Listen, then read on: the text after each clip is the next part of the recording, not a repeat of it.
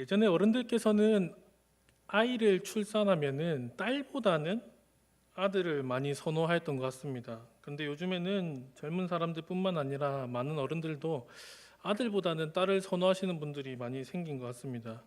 그러시면서 하시는 말씀이 아들은 키워봤자 남의 자식이다. 이렇게 이야기를 하시면서 딸들을 이렇게 더 중요하다 뭐 이렇게 선호한다라고 이렇게 얘기를 하시는데, 아들이든 딸이든 어느 한쪽 뭐 중요한 건 따질 수가 없는 부분이죠. 참 아들이든 딸이든 성별에 상관없이 자녀가 출산했다는 것은 참 귀하고 감사한 일인 것 같습니다. 그런데 문화와 시대적인 이런 분위기를 무시할 수 없는 시대가 있었습니다. 고대 시대에는 여성은 사람의 수에 들지 못했습니다. 심지어 참 죄송하게도 이 여성은 동물보다도 못한 취급을 받았습니다. 그러다 보니 여성의 인권 이런 거는 생각할 수도 없는 시대였고, 여성은 그저 하나의 재산으로서 어떻게 환전할 수 있는가라는 그런 도구처럼 취급을 받았습니다. 이러한 시대와 문화에서 여성이 살아갈 수 있고 정말 인격적인 대우를 받으면서 살 수 있는 방법이 하나 있었다라면은 잘 태어나는 거였습니다. 왕족으로 태어나든 귀족으로 태어나든 아니면 뭔가 특별한 사람의 아내가 되어서 한 남자의 사랑을 극진히 받든, 이 세 가지의 경우가 아니면은 크게 여성으로서 인정받는, 아니 존중받는 경우는 참 드물었습니다. 오늘 우리가 살펴볼 사람은 우리가 잘 아는 레아라는 여성입니다. 이 여성은 왕족도 아니었고 귀족도 아니었습니다. 심지어 우리가 잘 아는 야곱이라는 남편에게 사랑을 많이 받았느냐? 그렇지도 않습니다.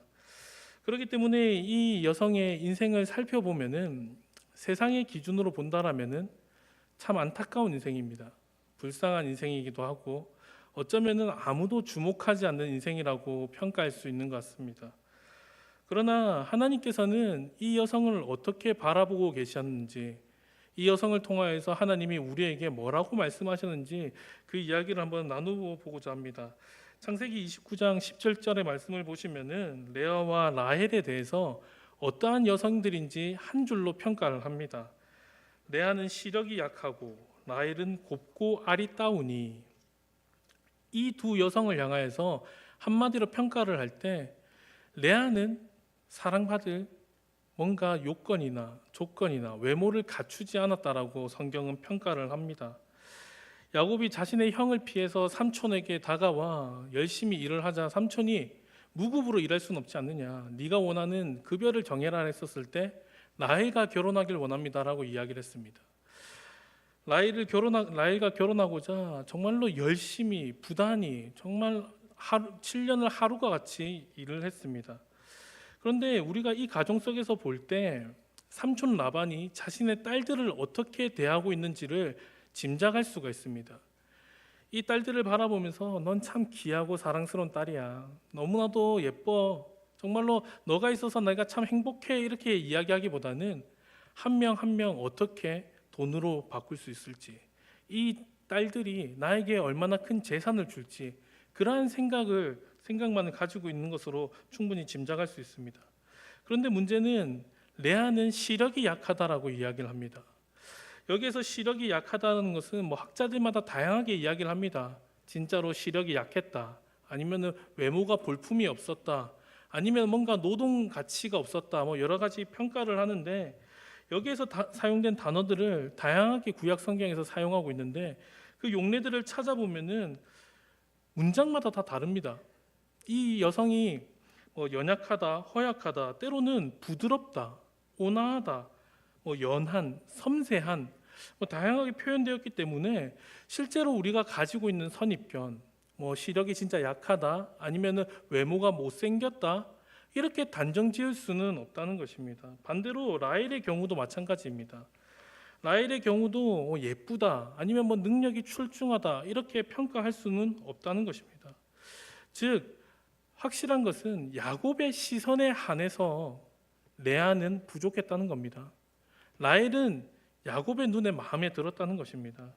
그렇기 때문에 세상적인 기준으로 봤었을 때 이 두 사람을 함부로 평가하거나 함부로 비교할 수는 없지만은 야곱의 마음에 한해서는 라헬이 더 사랑스럽다 이렇게 이야기를 할 수가 있습니다. 그런데 참 아이러니한 것은 야곱이 그렇게 사랑하는 여인과 첫날 밤을 보내게 될 때 아무리 그때 조명이 없던 시절이라고 해도 구별을 못했을까 이 생각을 한번 해봅니다. 성경을 읽다 보면은 참 여러 가지 재밌는 상상을 하게 이렇게 소재들을 주는데요. 우리가 잘 아는 대로 첫날 밤을 보냈더니 라헬인 줄 알았다가 레아였다는 것입니다. 야곱의 입장에서 볼 때는 당황스럽죠. 황당하고, 아니 성경에서 나온 표현을 보면은 굉장히 화가 납니다. 왜 삼촌이 나를 속였느냐? 성경이 명확하게 기록하고 있지 않지만은 라반에 뭔가 의도가 있었고 뭔가 시도가 있었다는 것을 짐작할 수가 있습니다. 그러면서 26절과 27절에는 이렇게 이야기를 합니다. 라반이 이르되 언니보다 아우를 먼저 주는 것은 우리 지방에서 하지 아니하는 바라. 이를 위하여 7일을 채우라. 그러면은 라헬을 다시 주겠다. 그리고 날 위해 7년을 더 일해라. 한마디로 아버지가 자신의 딸들을 하나의 상품으로 취급하고 있습니다.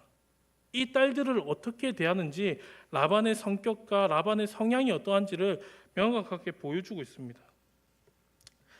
그러나 결국에는 야곱의 인생을 볼 때 7일 만에 자신의 행복이 찾아왔습니다.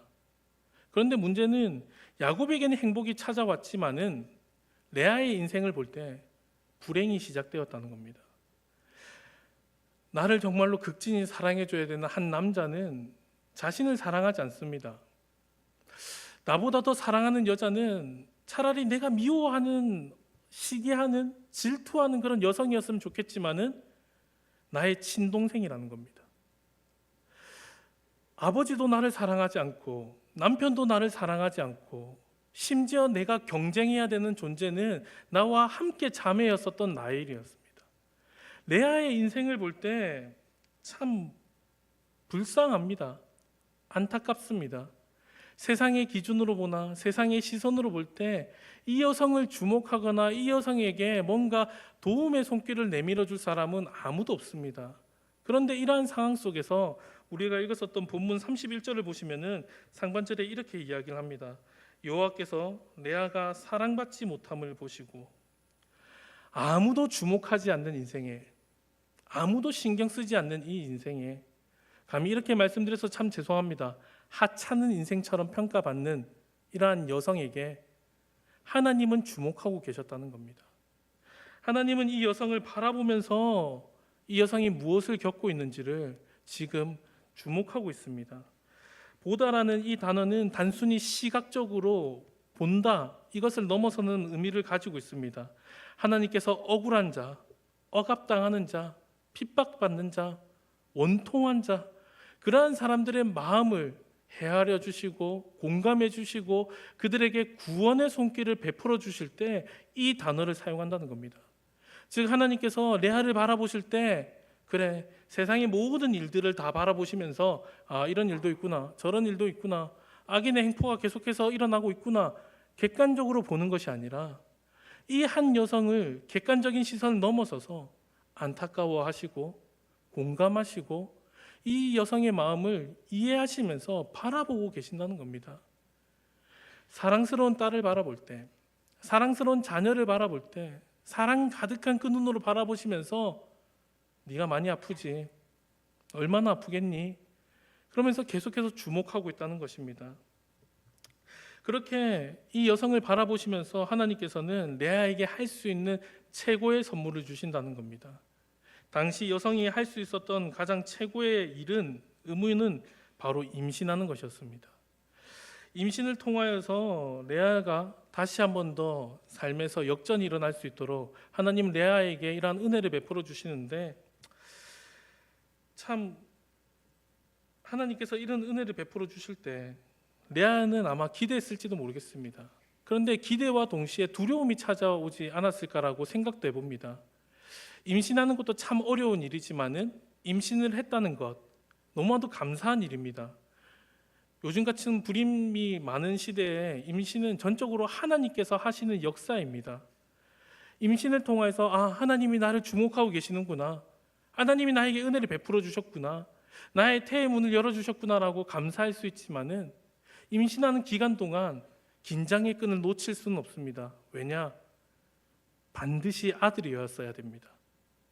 당시에 여성은 사람의 대우를 받지 못했기 때문에 레아가 만약에 여성을 낳는다, 여자아이를 낳는다, 그러면은 임신한 그 기간 동안을 비롯할 뿐만 아니라 자기의 사랑하는 자녀 또한도 사랑받지 못할 게 뻔했기 때문에 레아는 긴장의 끈을 놓칠 수가 없는 상황입니다. 이러한 상황 속에서 계속해서 아마 기도하지 않았을까요?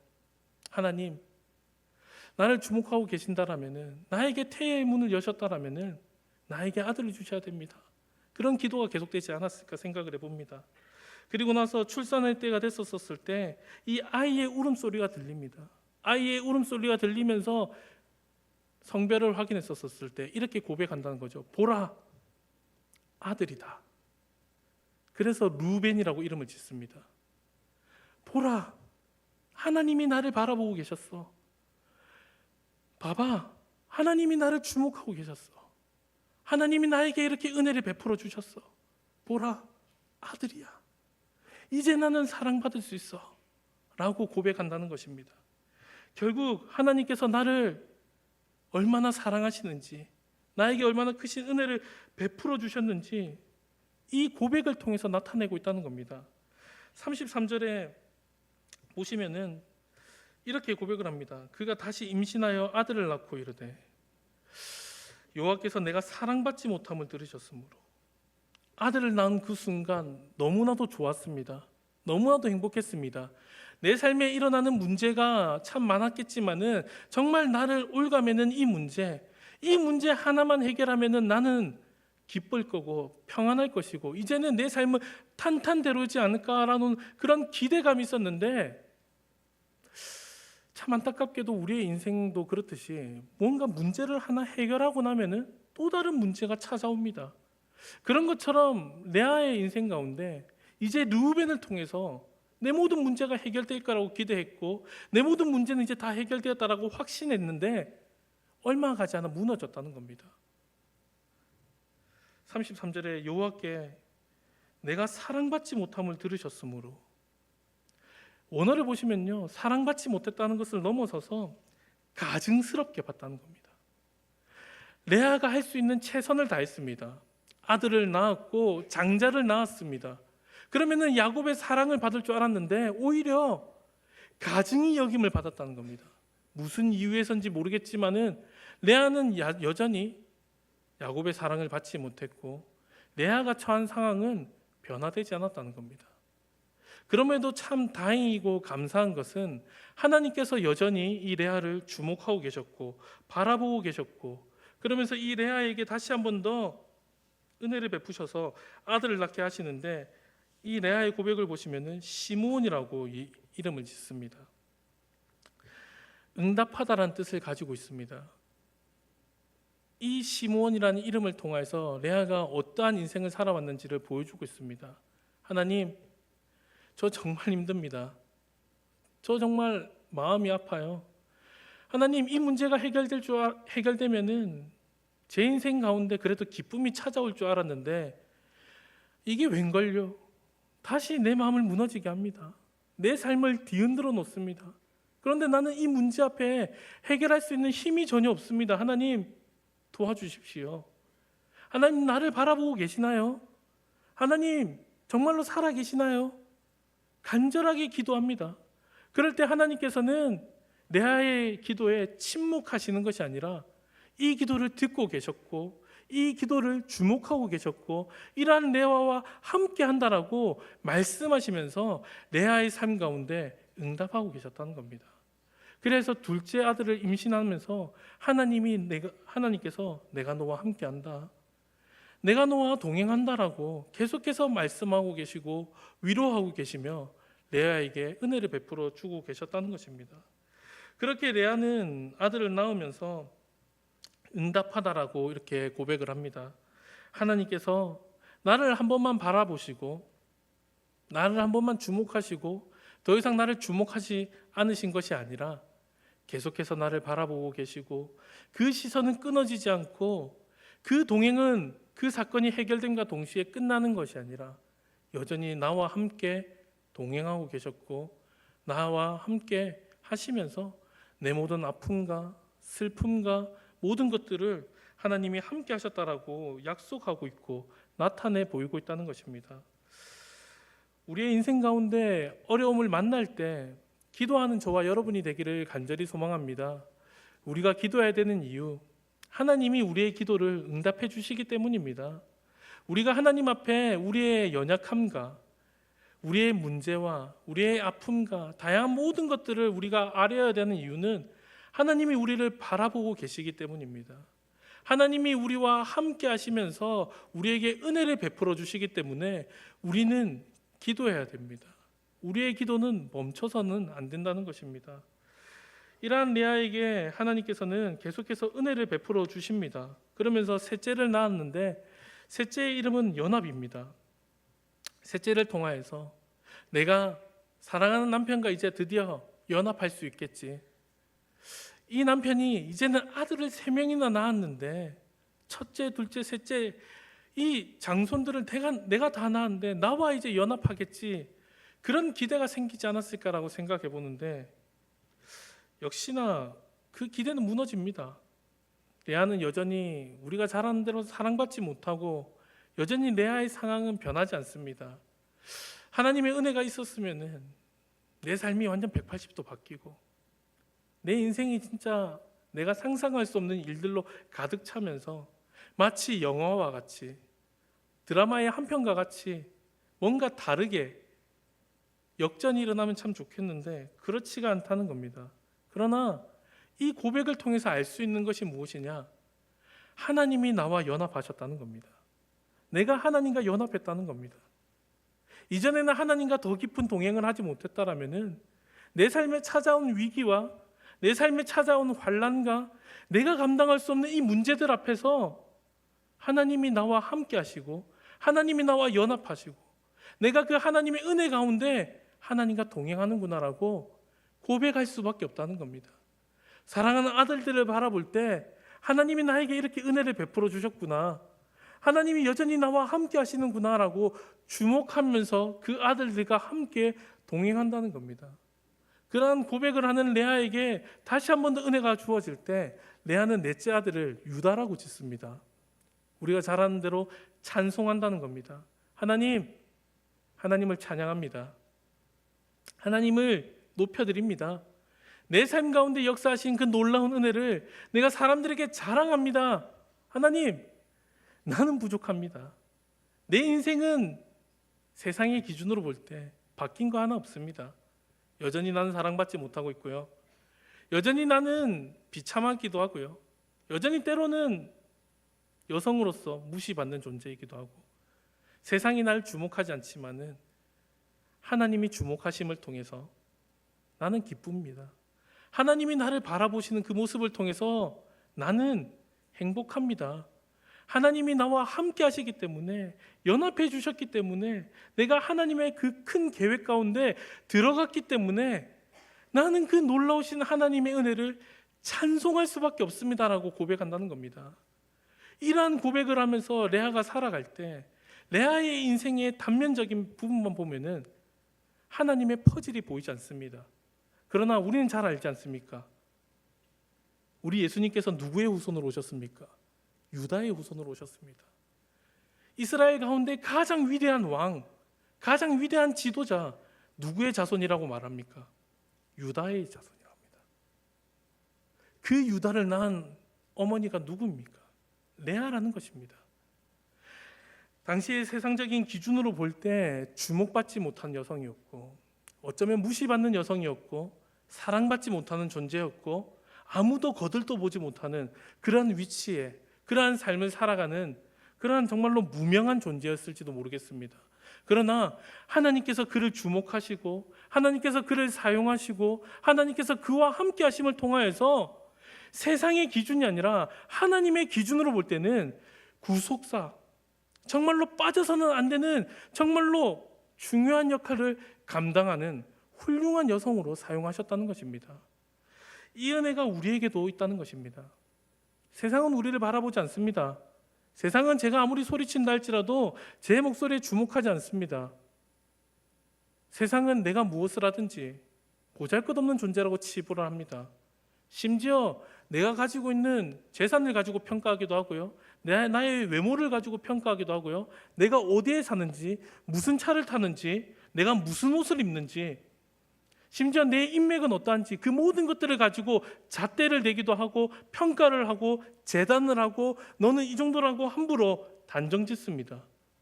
그렇게 내 삶을 난도질할 때가 있습니다. 그러나 우리가 세상의 기준으로 바라볼 때 그러한 잣대와 그런 대우를 받는다 할지라도 우리가 당당할 수 있고 우리가 웃을 수 있고 우리가 그것들을 아무렇지 않게 여기면서 가볍게 넘길 수 있는 이유는 하나님이 우리의 인생을 주목하고 계시기 때문입니다.